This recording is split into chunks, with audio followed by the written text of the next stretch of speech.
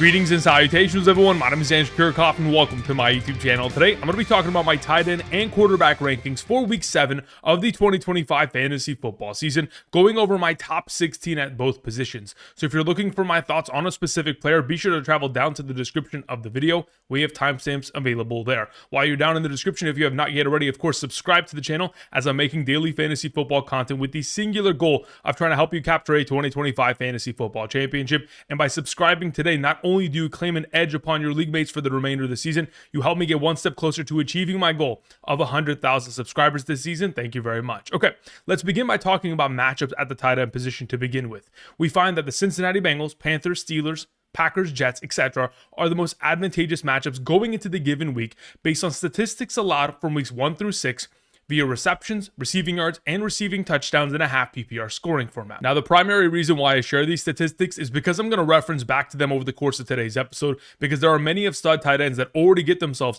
a very healthy volume of opportunity that also have an advantageous matchup, which continue to lean us towards starting them within the upcoming week. I also wanted to demonstrate some of the more disadvantageous matchups going into the given week, but with us all taken into account, remember, the Bengals and Steelers play later tonight. Both of them have incredible matchups at the tight end position, so I may be leaning in that direction as I put together a couple plays via Betr tonight. Again, for those of you guys who are not well aware, again, over the course of this entire season, I'll be partnering with Betr, not only to provide plays every single week and put my predictions to the test, but also provide Sunday morning rankings for the remainder of the season. These rankings are by position, by tier, half PPR, full PPR, all-encompassing rankings in order to help you set your lineups every single Sunday morning and help you win a 2025 fantasy football championship. All you have to do is sign up today using code Andrew, make a first-time deposit minimum of 10, and make a first-time play picking more or less on two-player statistics within a real cash play, and you'll be eligible to get those rankings. So for those of you who are interested, check out the map to the right side of the screen to determine your eligibility based on your current location, and new users who sign up today get a free $10. Take advantage of the opportunity. Thank you very much. All right, let's get into our top 16 rankings, beginning with our number 1. Of course, it's Trey McBride. This time last week, we talked about the possibility of Kyler Murray missing and Jacoby Brissett taking over. And even in the absence of Jacoby Brissett in this most recent week, 11 targets, 8 catches, 72 yards, and a receiving touchdown for Trey McBride. And that was a season high in terms of total targets and receptions for him, which is incredibly promising whichever way it goes at the quarterback position as they take on Green Bay this week. In fact, with Jacoby Brissett as the starting quarterback last week, and even with Marvin Harrison leaving the game due to the concussion protocol, we saw the Arizona Cardinals total their most offensive yards of the season. So if Marvin Harrison is going to miss this week with the concussion protocol as well, Trey McBride getting all the targets in his direction would be anticipated, on top of the fact that they take on the 4th best matchup at the position, Packers allowing 13.46 fantasy points per game to opposing tight ends, Cincinnati Bengals tight ends 9 catches, 35 and a touchdown, Dallas 9 for 48 and a touchdown, Cleveland 8 for 65, Washington 7 for 71 and a touchdown, Detroit 6 for 79. Every single grouping of tight ends against this defense has found success, so Trey McBride is up next on that list.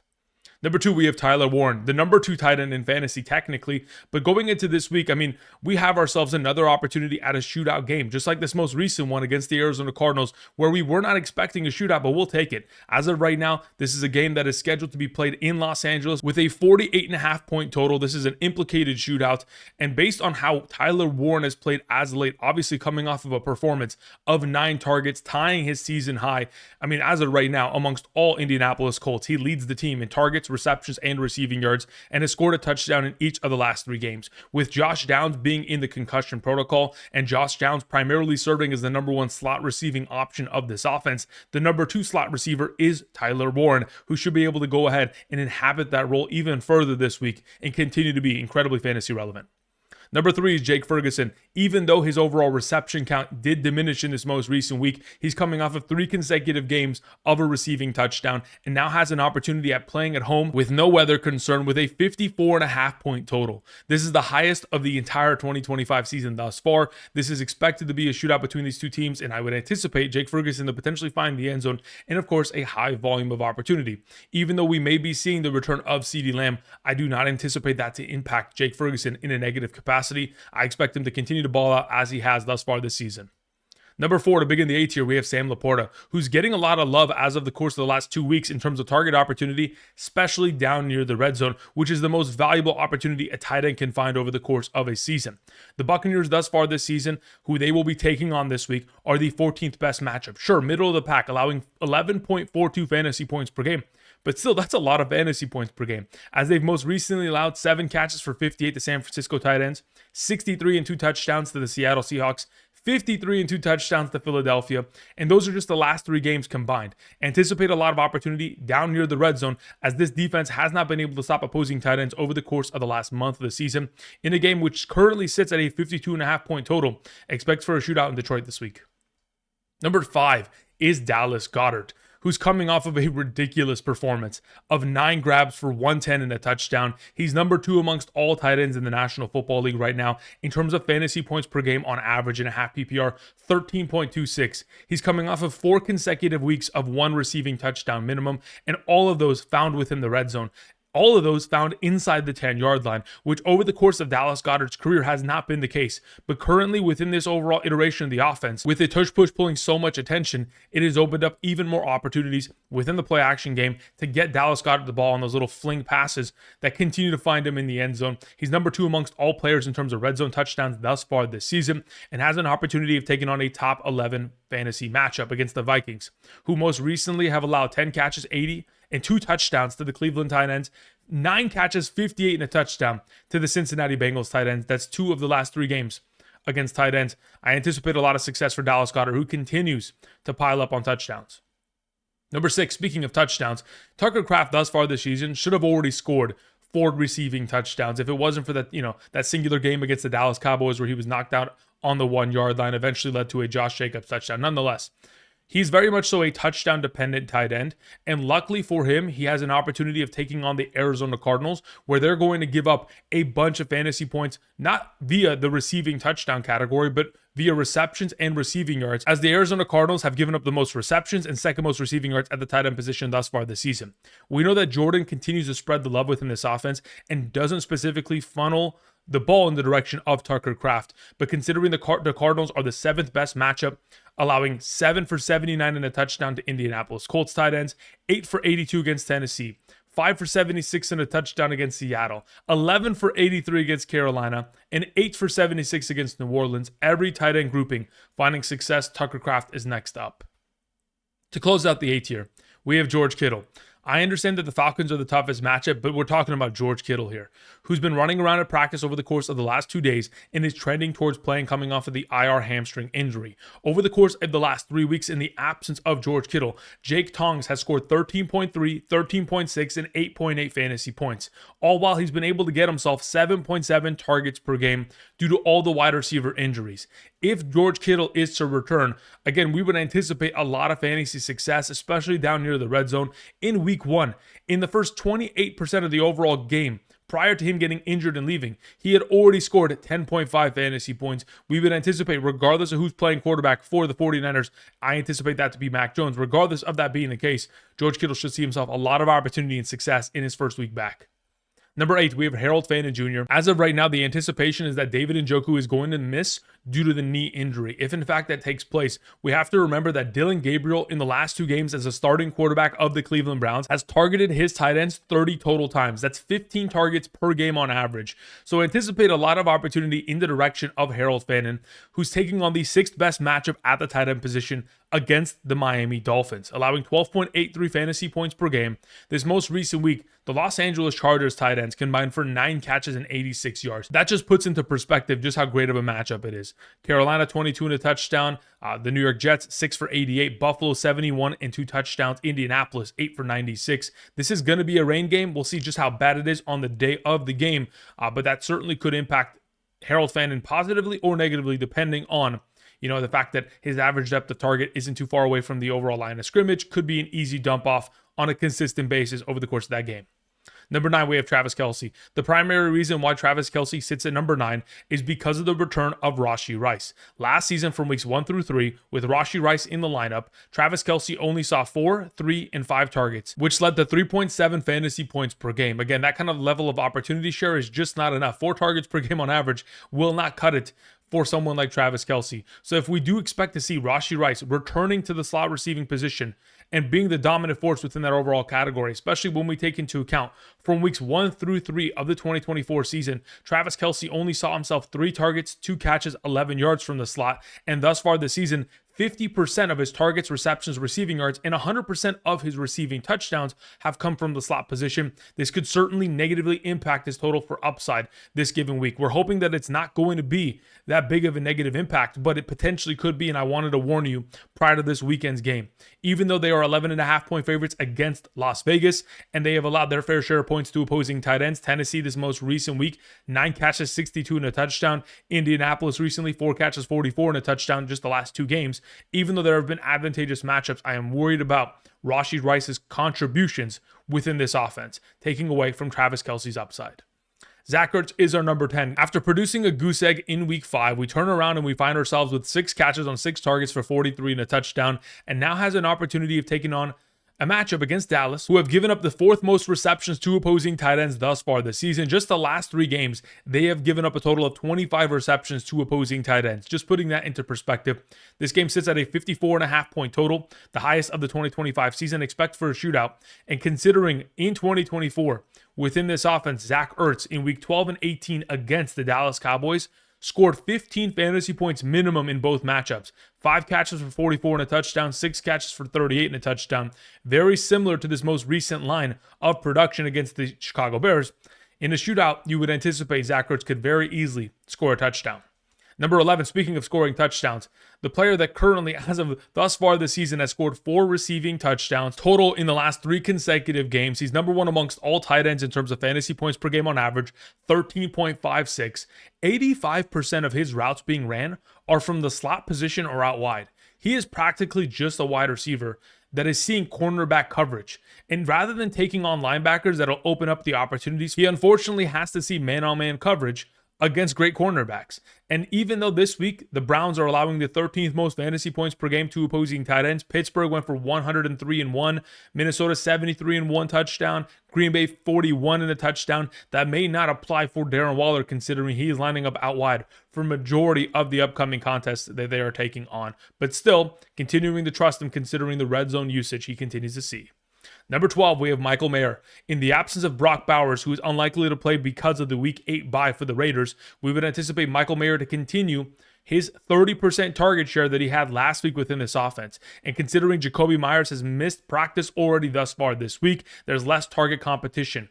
Even if we travel back to Week 5, when Mayer and Bowers were both absent, Geno Smith targeted his tight ends 9 times in that game that led to 8 catches, 56 yards, and 9.6 fantasy points. As of right now, as 11.5-point underdogs on the road, we would anticipate a very pass-heavy offense from the Raiders, especially going in the direction of their tight end, Michael Mayer.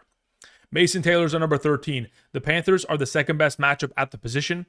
They've allowed 14.48 fantasy points per game to opposing tight ends. Dallas, 43 and a touchdown. Miami, 116 and a touchdown. The New England Patriots, 63 and a touchdown. Arizona going for 123 yards. Again, as of right now, the Panthers matchup is as good as it gets. They're additionally playing 84% zone coverage over the course of the season thus far. And Mason Taylor has gotten himself, of his 29 targets, 21 receptions, 117 total yards this season, only 3 of those receptions have been against man coverage. Everything else against zone, because of Justin Fields' preference to kind of throw the ball against the zone coverage. That's why he struggled so mightily last week against man coverage and blitzes. So over the course of this week, with Garrett Wilson expected to miss, considering the Jets have a Week 8 bye, anticipate for a lot of target opportunity in the direction of Mason Taylor this week. AJ Barner's our number 14. He could end up being one of those tight ends this season that just scores a bunch of touchdowns, and even though he doesn't see himself more than 60 targets this year, could end up being a tight end 1. There's always the possibility of that. 4 of the last 5 games, 8.6 or more fantasy points and a half PPR. The Houston Texans secondary, specifically covering wide receivers, has been relatively solid this season. But when you look at the overall matchup against tight ends, I think it's a paper matchup, primarily because they haven't really taken on great teams with tight end, production. They took on the LA Rams, Tampa Bay that didn't utilize Otton early on in the year until injuries showed up. They took on Jacksonville when they did, 9 catches and 80 yards from their tight ends. Then they took on Tennessee. Then they took on Baltimore recently, 5 catches for 45 with a backup quarterback there and no Lamar Jackson. I'd anticipate with JSN, Cooper Kupp, potentially seeing some more difficult coverage this week, AJ Barner could be a factor for fantasy purposes, especially near the red zone. We move on to our number 15, Kyle Pitts. Darnell Mooney could miss another consecutive game, and even though in the last 2 games in which Mooney has missed, we have seen Drake London get 15 and 16 targets on his own, there is a possibility in which Kyle Pitts could still survive, considering San Francisco against opposing tight ends, even though they are a middle-of-the-pack matchup. As of late, they've given up their fair share of touchdowns. I mean, New Orleans, 49 and a touchdown. Arizona, 58 and a touchdown. Jacksonville, 68 and a touchdown. Tampa Bay, this most recent week, 51 yards. Had they scored a touchdown, we would automatically be starting Pitts, but it's just purely a matter of opportunity. If he doesn't get more than 4 or 5 targets, it's not as potentially viable as some of the other options I mentioned today. The final tight end that I'm going to mention is Hunter Henry. Even though he does see himself inconsistency of opportunity, touchdowns are the name of the game at the tight end position, and taking on the Tennessee Titans defense this week is not that tough of a matchup. I understand that there may be a weather concern within the upcoming game, but ultimately there's been enough opportunities for tight ends as of late. Las Vegas, 6 catches, 54 and a touchdown. Arizona, 7 for 51. Houston, 5 for 30. Los Angeles Rams, 5 for 45 and a touchdown. A lot of teams have found success against the Tennessee Titans. So Hunter Henry, still a viable option for those of you who are dealing with bye weeks, injuries, etc., or a thin league in terms of opportunities of picking up players. Cade Otton could be a guy that fills in as our honorable mention, only if Mike Evans misses this week.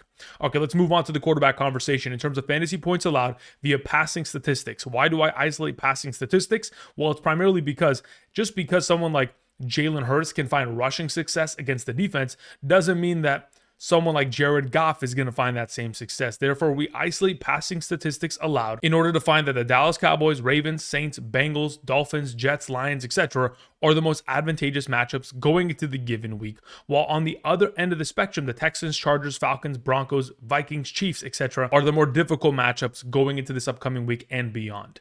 We'll keep these monitored. I will reference back to them over the course of today's episode. If you've gotten this far, be sure to click the like button, subscribe to the channel, and let's get into talking about my top 16 quarterback rankings, beginning with our number 1. We have, of course, Jayden Daniels taking on the Dallas Cowboys, a 54.5 point total, the highest of the 2025 season. This is a shootout. Dallas is the number 1 quarterback matchup at the position, allowing 20.79 fantasy points per game through the air. Thus far this season, these are the fantasy point totals by each quarterback against them from weeks 1 through 6. 24.3, 30.3, 26.3, 29.1, 25.9, and 18.5. That accumulates all statistics, including rushing. Ultimately, this is an auto start with Terry McLaurin expected to return. And the last time that Jayden Daniels took on the Dallas Cowboy defense in 2024, week 12, he scored 30 fantasy points. I'm expecting for something very similar to that level. Patrick Mahomes is our number 2. The Chiefs are 11.5 point favorites at home. This could be a blowout. This could be a game in which Patrick Mahomes sits in the 4th quarter. But until then, he is going to be racking up many of points and touchdowns as he continues to dominate and now gets his opportunity of Rashee Rice back into his lineup. The number 1 weapon of this offense to begin the 2024 season is back. On top of the fact that his rushing upside has made him the number 1 overall quarterback in fantasy, the 4 games in which he has ran the ball consistently this year, just rushing statistics isolated, has put up 11.7, 12.6, 12.0, and 9.2 extra fantasy points in those games just off of rushing stats. That's the kind of level of production that he continues to find, considering he's an incredible runner within this offense. Number 3, we have Dak Prescott, the other thumbnail of today's episode, coming off of another great week. I mean, as of thus far this season, Dak Prescott is the number 2 quarterback in passing yards, number 2 in terms of passing touchdowns, and number 1 in terms of passing attempts and completions. And this is all while his number 1 wide receiver, CeeDee Lamb, has been out for the last 4 games.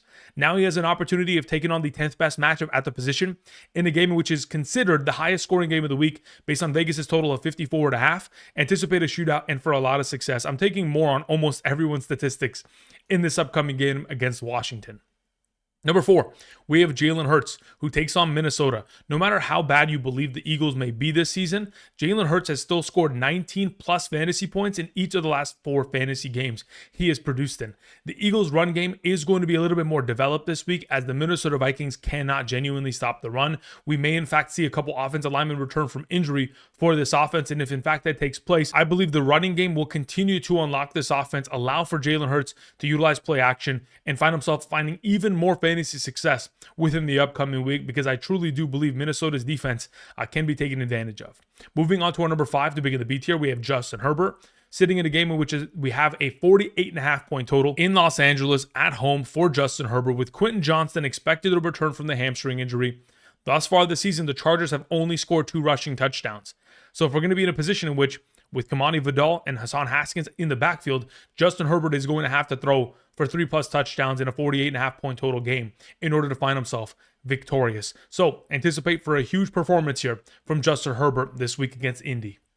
Moving on to our number 6, we have Baker Mayfield, who has thrown 2 or more passing touchdowns in 11 of the last 12 games he has played in the National Football League, whether that's regular or postseason.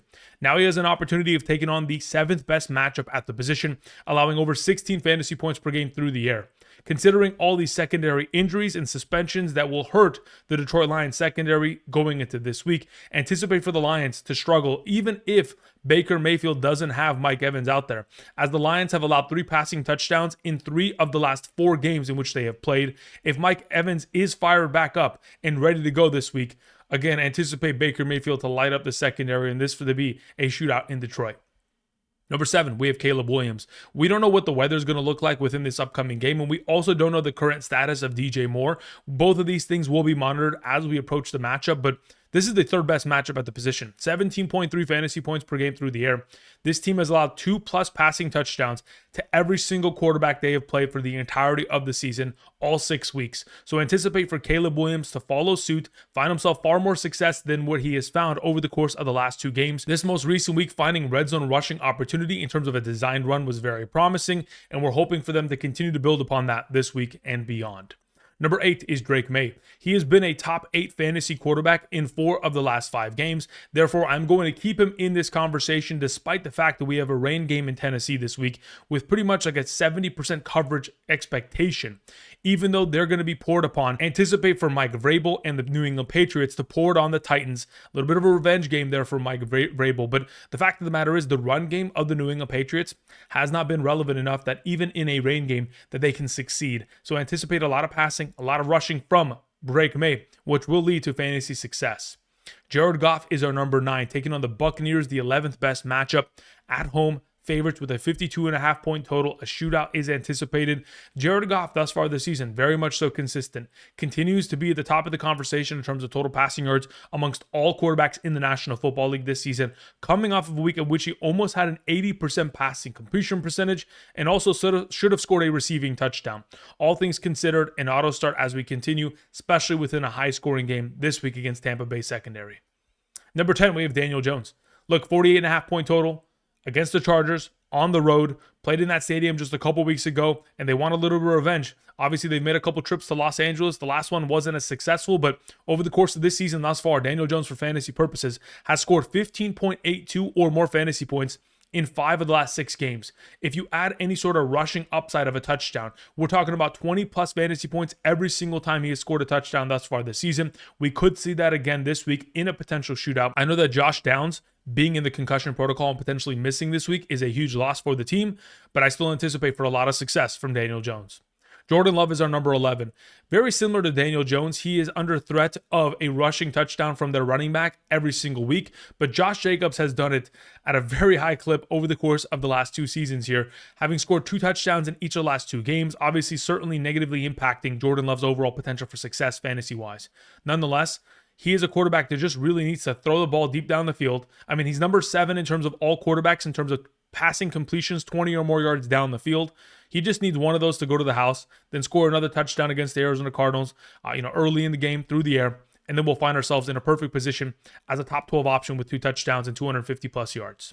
Moving on to our number 12, we have Bo Nix, who is coming off of a week in which the entire Broncos offense struggled on the ground through the air. That's the least amount of total yards they have put forth this season within a singular game, but they have an opportunity of taking on the Giants now. Again, if they're able to force that rookie quarterback, Jaxson Dart, to struggle because of the defensive efforts of the Broncos, it could lead to even more opportunities in the direction of Bo Nix in this offense. Again, the Giants have allowed 1 touchdown minimum passing to each quarterback this season, so expect that for a base minimum, but also expect for even more upside, considering this defense is going to be causing turnovers this week. Mac Jones is our number 13. I'm anticipating Mac Jones to be the starter this week. I don't anticipate them to force Purdy to come back. I think they're going to play it safe. They don't have a bye week until week 14, so they do not want Purdy to get back out there and re-aggravate. If Kittle Pearsall, Jennings, Bourne, CMC are going to be out there. That's a top-tier supporting cast. On top of the fact that Mac Jones is throwing the ball on average 40 times per game this season, should continue to be still fantasy relevant once again. Justin Fields is our number 14. Sure, this is a very controversial selection here, primarily because if Garrett Wilson is out, it may look like Justin Fields is going to be in a world of trouble against the Carolina Panthers, but I would anticipate the Panthers, who have not won a single road game this season, to go on the road in New York and potentially struggle against Justin Fields and the rushing attack there. I understand that in the absence of his number one receiving option, there's a possibility in which he could struggle, but ultimately what he has produced on the ground makes him so fantasy relevant that I would assume that this team is going to put him in a position to succeed after a very troublesome week in London. Number 15, speaking of London, we have Trevor Lawrence taking on the LA Rams. In a very early game starting at 6:30 a.m. PST. I'll be live streaming on the channel at 6 a.m. PST on Sunday morning for 4 straight hours for a 4th consecutive week. I'll see you then. Trevor Lawrence has been relevant for 2 consecutive weeks, 19.22, 26.24, against defenses that are great at stopping the run. Therefore, we are hoping that Trevor Lawrence can continue that against the Rams defense that is great at stopping the run, and he can air it out on them with BTJ and the boys. The final option here is Jaxson Dart. The fact of the matter is, yes, he has a difficult matchup, but he has scored on average 9.57 fantasy points per game just off of rushing statistics alone. I'm sure that the Denver Broncos defense will try to key in on stopping him in that category, but there's still a possibility in which he can find success there. And if he's able to, again, it's very difficult not to start a quarterback of this capacity that has played up to the competition thus far this season of the likes of the Philadelphia Eagles and beat them, and also beat the undefeated Chargers in week 4 once they were 3-0. Again, a lot of upside here for Jaxson Dart potentially going into this week. All right, that's going to cover it in regards to some potential starts going into this week. I want to go ahead and close out today's episode by putting together a couple plays via Betr right now. So going into tonight's game, I want to first and foremost begin with Jamar Chase going more than 4.5 receptions. That is just an easy play. You could even take it further than that, but I think this is an easy play. I'd also like to go ahead with Calvin Austin being out for another consecutive game. If you want another just very much so easy play, you go ahead and you take 2.5 receptions on DK Metcalf. Yes, this is only a 1.2x multiplier, but when we're talking about the ease of which these potential outcomes can occur at, I'm anticipating both these to be very solid plays going into tonight's game. Now, if we were going to go ahead and look elsewhere, we could also look in the direction of Kenneth Gainwell or Jaylen Warren in terms of total receptions. We're talking about Gainwell, who has had 3+ receptions every week thus far this season, and Jaylen Warren 4 of the last 5 games with 2 or more receptions. So if we're going to be in a situation where we want to go in that direction, we certainly can. But Thursday Night Football this season has very much so been dominated by the tight end play. Every single week, if you go look at the scorelines of tight ends on Thursday Night Football, one of the two dominate. So I think there's a possibility, considering the Cincinnati Bengals are the number 1 matchup at tight end, and the Pittsburgh Steelers are the number 3 matchup at tight end, allowing over 13.98 fantasy points per game for both teams thus far this season. I'm leaning towards Noah Fant as a potential play out of the group here. Noah Fant, who has had himself, if you just look at his overall reception count, if you go to 2.5, he has surpassed this number in 4 of the last 5 games. If there's a possibility, considering we have Mike Gesicki out today, and he is going to be the number 1, tight end in terms of routes ran as he was last week specifically, I would anticipate him to be able to surpass this number of 2.5. And then if we look towards the side of the Pittsburgh Steelers with Calvin Austin out, we would anticipate that they're going to have 4 tight ends active: Washington, Smith, Freiermuth, and Hayward. Who among them is going to find success? Who knows? Really, it's difficult to predict. I know that Jonnu Smith, in terms of total receptions as of late, has been solid in terms of his overall contributions. Washington obviously had a huge reception down the sideline last week, wide open in busted coverage, but ultimately I'm not really looking in these two directions. I'd probably just go ahead and pair up Noah Fant in terms of his overall reception count at 2.5 alongside of one of the running backs of the Pittsburgh Steelers. Specifically, if we're talking about what Gainwell has been utilized within this offense for, he is very much so, especially this most recent week coming off of a game in which he had 6 receptions, that's back-to-back games, taking him at 1.5 receptions. I feel like that's just one of those automatics that I'd be looking towards. All right, guys, that's going to cover for me today. Good luck tonight on your Betr Plays. Good luck in terms of your fantasy lineups. I'll be back later tonight live streaming after the game. And until next time, I'll see you guys. Peace.